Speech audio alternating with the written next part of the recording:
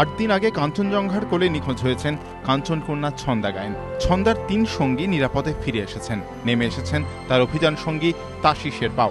ছন্দার সঙ্গে শেষবার তাদের ঠিক কবে কি অবস্থায় দেখা হয়েছিল এবিপি আনন্দকে জানালেন তারাই। আমাদের টেন্ট থেকে ছন্দা রাজীব যে টেন্টে ছিল সেটা হার্ডলি 100 ফিট মতন নিচে। তার জন্য আমি বললাম যে ঠিক আছে তাহলে তোরা টেন্টে যা, আমি টেন্টে ঢুকি এবং আমি আমার টেন্টের দিকে গেলাম, ওরাও ওদের টেন্টের দিকে গেল এবং লাস্ট ঠিক আছে তাহলে গুড নাইট, আমিও গুড নাইট বললাম, ওরাও গুড নাইট বললো। আমার সাথে ও কোনোদিনও কথা হয়নি। সারা বেস ক্যাম্পে আমি ওকে কোনোদিনও দেখিনি, কারণ সারা বেস ক্যাম্পে আমরা ঘুরে বেড়াতাম, ওকে কোনোদিনও আমি দেখিনি, সারা বেস ক্যাম্পে দেখিনি।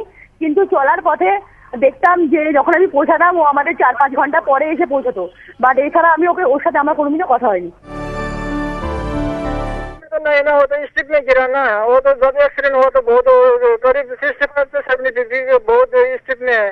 लास्ट में तो क्या बात थी तो ना, जो हम लोग जब जाते जाते जब वो इधर खराब हो गया, मेरा तो रोड खत्म हो गया उसके बाद, तो वो इधर खराब हो गया। वो इधर खराब होने के वजह से हमने बोला कि वापस लौटने के लिए, जब उसने बोला मैं अगर यहाँ से वापस जाऊँ तो बिना समेत में वापस जाऊँ तो मैं मीडिया को क्या रिपोर्ट दूँ, मीडिया पूछेगा मीडिया को क्या रिपोर्ट दूँ, मैं केस वापस जाएगा, मैं उसने स्पॉन्सर का क्या जवाब दूँ। तो तब मैंने बोला कि अभी वो इधर खराब हो चुका है, वो इधर खराब होने की वजह से समेत तो होना नहीं। ছন্দার সঙ্গীরা ফিরে এসেছেন, কিন্তু হাওড়ার গায়েনবাড়ির ডানপিটে মেয়েটির এখনো কোনো খোঁজ নেই। কোথায় আছেন ছন্দা? বাড়ি ফিরে আবার কবে শুরু হবে তার স্বপ্নের অভিযান?